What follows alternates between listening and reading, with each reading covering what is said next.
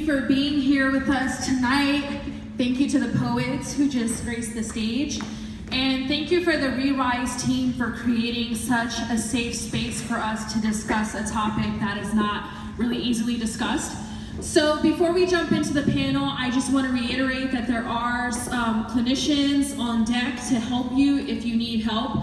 Please do whatever you need to do to take care of yourself in the space. If you need to step out, please feel free to do that. I believe that the clinicians are wearing shirts that say, "Talk to me." And if you don't see them, then someone wearing a ReRise shirt can help you. So again, I would just like to introduce our panelists. We have Virginia Hedrick, who is a member of the Yurok tribe and a director of policy. We have Katie Williams, who is the author of Journey of the Heart, a 17-year-old's journal after losing her brother to suicide. We have Kevin Hines, who directed the beautiful film that you all just witnessed.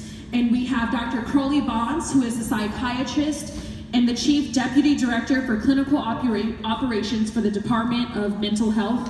And again, I am Monique Mitchell.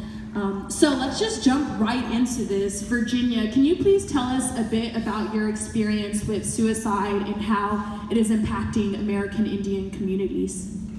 Absolutely, thank you for having me here tonight. Like Mo said, I'm a member of the Yurok tribe. It's the largest tribe in California with just over 6,000 members. It's on the Klamath River, 44 miles of the river until the river meets the ocean, 1 mile on both sides. In our community, we experience suicide 14 times the rate of the national average. In 2017, the tribe declared an epidemic of suicide after 7 young people between the ages of 15 and 30 committed suicide in an 18-month period. 7 might not seem like a lot to you all, but this is a community where I grew up. I grew up without electricity, without phone lines. I went to a little school at the end of the road. This is here in California, a 3-room school, kindergarten through 8th. I traveled over 2 hours to get to high school on the neighboring reservation. 7 young lives in 18 months is a lot when you're talking about a community of just under 300 people in a very remote area. I now classify myself an urban Indian. I live and work in Sacramento. I went to school in Los Angeles and am one of just a few of my family who live off reservation. And the urban Indian experience, while different than on reservation, we still experience suicide rates higher than those those of our non-Indian counterparts in the area. And so the issue is close to my heart. I am Safe Talk trained, which is a curriculum to help people notice the signs and keep people safe. So that's why I'm here tonight, and I just appreciate you, and I just want to thank, we're on the land here is the Tongva people, the ancestral people of Los Angeles, who are still living and breathing in this area where these buildings are on their sacred territory. And so in my way, you always acknowledge where you are first.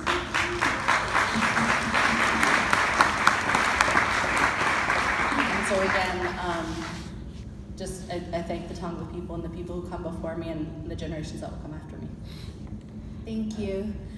Katie, how have you in particular been impacted by suicide, and what do you hope to add to the conversation? I think suicide is one of those things that's hard to talk about, and it's often something people don't want to talk about. It's a dark thing. It can be a very heavy thing. My personal experience is my 17-year-old brother took his life when we were in high school. I was 16, he was 17, and I started keeping a journal shortly after he died. I did that for about 3.5 years. Promised I'd never show anyone, right? Because who shares their journal? What teenage girl shares her journal? So I kept that hidden under my bed, and after encouragement from some friends, they said, why don't you publish that? I think you can help people. And so I ended up sharing my book, and really, in my hope in that sharing my journal is that, one, not only if you've already been impacted by suicide, and as many of you might be aware, American Foundation for Suicide Prevention will tell you it's almost 45,000 people in our country every single year. And to me, that's just too many. And knowing that my brother's a part of that, I want to really turn the tide on that and change that. So one is to share if you've already been impacted by suicide, you're gonna make it. It might not seem like it at the time, but you will. That's one, but I would say even more importantly than just being a companion for those who've been impacted is to share the warning signs so that others know it's okay to reach out and get help, and you can help save a life by knowing those warning signs.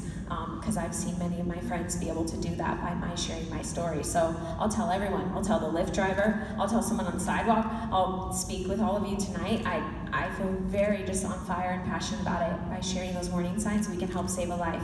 It's too late for my family, unfortunately, but it's not too late for those of our family and friends in our life right now. Thank you, Katie. I will ask both of you about the warning signs for suicide, especially coming from different perspectives, you with the American Indian community, and then also I would like to know what advice you all have for young people of color who are often not validated in their experience with mental illness, and they're told that depression isn't a real thing. What advice you would give them. But first, I would like to keep speaking to the panelists. So, Kevin, I really loved what you said earlier about how to offer love and empathy to yourself, especially when you're in the good times, because that's when you can program it for those dark spaces. What are some of the ways that you offer love and empathy to yourself? I read lots of comic books. Yeah. I draw. Write. I listen to music that is positive and life-changing, meaning that I listen to music often that has the power to change brainwaves and brain patterns in a positive way. All music does that, but if we listen to aggressive, angry, dark, violent, misogynistic, hateful, spiteful music, that is what we become. But if we listen to music that is therapeutic, kind, compassionate, loving, and beautiful, that's also what we become. So I do a lot of self-care in the way of exercise, eating healthily, educating myself as to my diagnosis. Every time there's a new treatment for bipolar disorder, I'm up on that, and I know what to do to manage my own pain. And I take this wellness regime very seriously. I have a regimen and a routine that I stick to, and it's ice cold, and I don't play with it, because every time in the past that I've let that routine go, I ended up in a psych ward where I've been assaulted or stopped a rape from happening, or, you know, it's been a really rough and long road, but the journey is clear. Take care of myself so I can love everyone I need to. My family, my friends, all of you. Thank you, Kevin. Dr. Bonds, what resources are available to survivors or people who are contemplating suicide? And can you please speak to preventative efforts? Sure. First of all, I feel like I need to give props to my fellow panelists who are brave enough to come out on a Friday night and talk about what is a very difficult topic. As a representative for the Department of Mental Health, you all should know that we have a wonderful resource in LA County. The department is the largest in the country. It's the largest public mental health system that we have, and we treat thousands of people every year. And through those resources, we have clinicians who are trained to help people who have suicidal thoughts. There are hotlines.